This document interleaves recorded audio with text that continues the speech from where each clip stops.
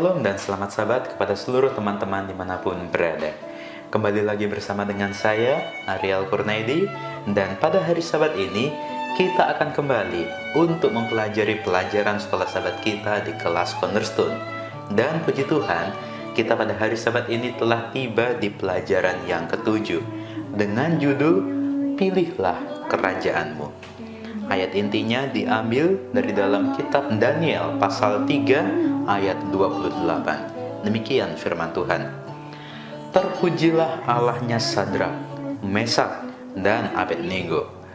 Ia telah mengutus malaikatnya dan melepaskan hamba-hambanya yang telah menaruh percaya kepadanya dan melanggar titah raja dan yang menyerahkan tubuh mereka, karena mereka tidak mau memuja dan menyembah Allah manapun kecuali Allah mereka.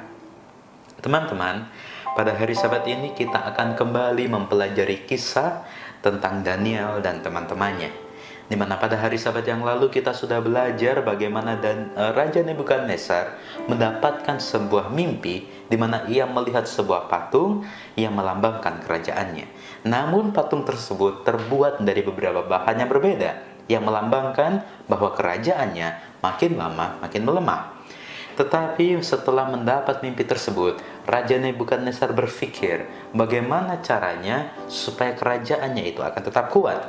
Sehingga Raja Nebukadnezar membuat sebuah patung. Tetapi patung itu terbuat dari bahan yang sama, yaitu dari emas, yang melambangkan bahwa kerajaannya itu akan tetap kuat, akan tetap berkuasa untuk selama-lamanya. Sehingga Raja Nebukadnezar ini membuat patung yang bahannya dari emas, yang tingginya 60 hasta dan lebarnya 6 hasta, yang didirikan di wilayah Babel. Dan ketika raja telah selesai membuat patung tersebut, raja memerintahkan kepada seluruh rakyat untuk menyembah patung tersebut. Dan di sini berserulah seorang tentara dengan suara nyaring, "Beginilah dititahkan kepadamu, hai orang-orang dari segala bangsa, suku bangsa, dan bahasa, siapa yang tidak sujud menyembah akan dicampakkan seketika itu juga ke dalam perapian yang menyala-nyala." Hukuman untuk orang yang tidak mau menyembah patung tersebut akan dicampakkan ke dalam perapian yang menyala-nyala.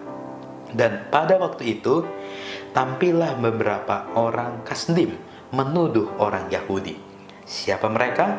Yaitu Daniel dan teman-temannya.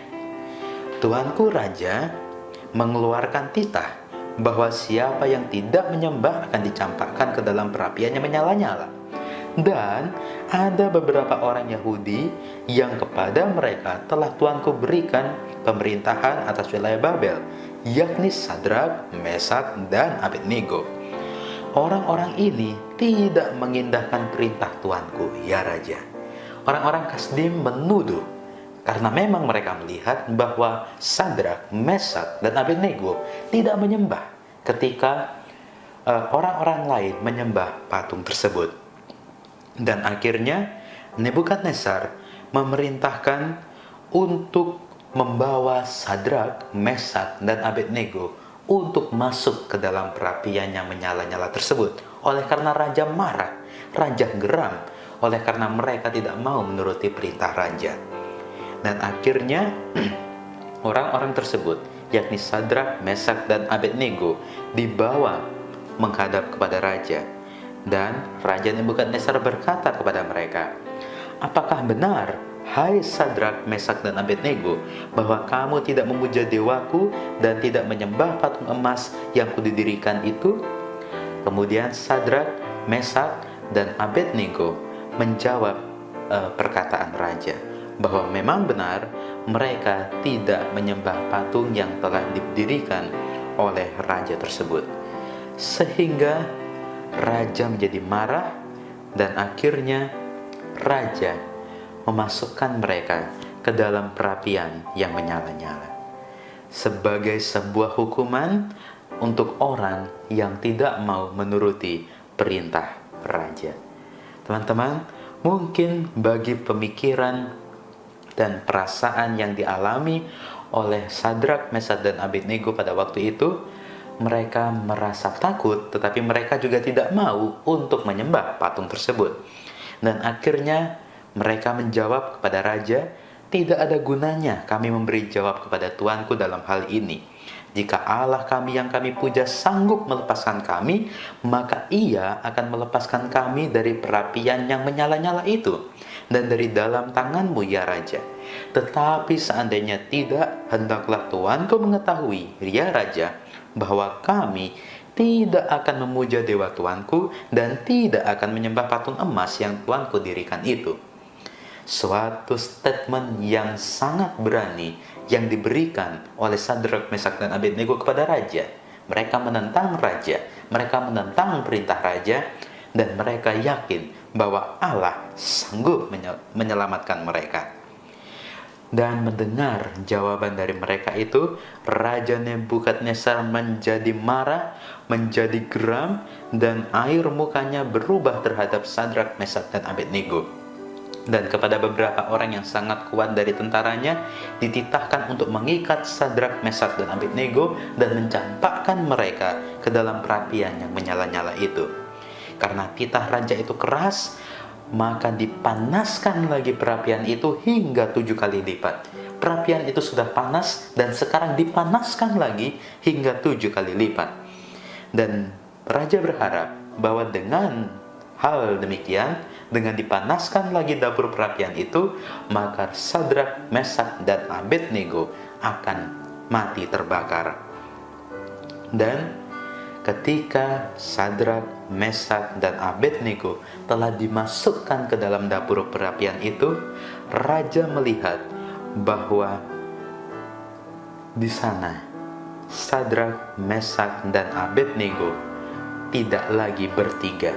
Kemudian raja bertanya-tanya, "Bukankah tadi kita masukkan mereka hanya 3 orang? Tetapi kenapa sekarang ada 4 orang di dalam dapur perapian itu sedang berjalan-jalan dengan bebas? Mereka tidak terluka, dan yang keempat itu rupanya seperti anak dewa." Barulah di sini raja mengetahui bahwa memang Sadrak, Mesak, dan Abednego mempunyai Allah yang hidup, Allah yang sanggup menyelamatkan mereka. Nah teman-teman, apa yang bisa kita dapatkan dari pelajaran kita pada hari Sabat ini? Mungkin terkadang kita di dalam kehidupan kita, di dunia ini, kita sering kali dihadapkan kepada hal-hal yang tidak sesuai dengan perintah Tuhan. Bahkan mungkin ketika kita tidak melakukan hal tersebut, kita dianggap aneh, kita dianggap tidak menyenangkan, kita dianggap orang yang terlalu tak patuh akan perintah Tuhan, orang yang terlalu rohani. Mungkin seringkali kita menerima anggapan-anggapan seperti itu, ejekan-ejekan seperti itu. Tetapi teman-teman, ingatlah selalu bahwa perintah Tuhan itu adalah pasti. Perintah Tuhan itu haruslah kita turuti, melebihi dari segala hal yang ada di dunia ini. Jadi kita sebagai orang-orang muda, ketika mungkin kita dihadapkan pada situasi-situasi sulit, bahkan mungkin itu mengancam nyawa kita, ingatlah selalu bahwa ada Tuhan yang sanggup menyelamatkan kita, ada Tuhan yang sanggup menolong kita. Seperti Sadrak, Mesak, dan Abednego, mereka memberanikan diri mereka, mereka mengorbankan nyawa mereka untuk mematuhi perintah Allah, dan Tuhan pasti akan selalu menolong. Sehingga pada saat itu, walaupun mereka sampai masuk ke dapur perapian, Tuhan menolong mereka, Tuhan menyelamatkan mereka. Dan kita berharap dengan kita selalu mengikuti perintah Tuhan, dengan kita selalu menghidupkan perintah Tuhan, dengan Tuhan selalu bersama dengan kita, maka orang lain akan melihat Tuhan di dalam kehidupan kita. Orang lain akan melihat bahwa kita memang benar-benar umat Tuhan yang setia. Kita memang benar-benar umat Tuhan yang memiliki integritas yang tidak mungkin dan tidak bisa untuk digoyahkan. Baiklah, kita sebagai orang-orang muda, kita selalu berpegang pada firman Tuhan. Jangan takut dengan apa yang akan terjadi di dunia ini, karena Tuhan akan selalu menolong kita. Dan kiranya melalui kehidupan kita, orang lain bisa melihat Tuhan di dalam kehidupan kita. Inilah video sekolah sahabat kita pada hari Sabat ini. Dan kalau teman-teman menyukainya, silahkan untuk di like videonya. Dan yang belum subscribe, saya ingatkan untuk di subscribe. Dan jangan lupa untuk dinyalakan tombol loncengnya, supaya teman-teman belum mendapatkan notifikasi apabila ada video terbaru. Sampai jumpa di video selanjutnya. Tuhan memberkati.